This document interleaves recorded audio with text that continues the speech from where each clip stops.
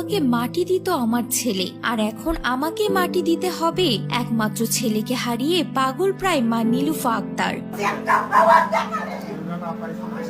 কান্না করতে করতে মূর্ছা যাচ্ছেন ঠিক এভাবেই, আহাজারি করছেন আর বলছেন, আমি আছি অথচ আমার ছেলে নাই, এটা কেমন কথা?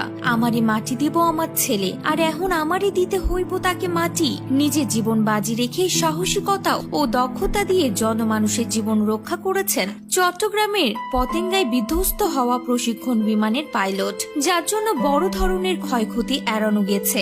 বিমানটিতে আগুন ধরে যাওয়ার পর সেটিকে বিমানবন্দরের নিকট ঘনবসতিপূর্ণ এলাকা থেকে জনবিরল এলাকায় নিয়ে যেতে সক্ষম হন। গতকাল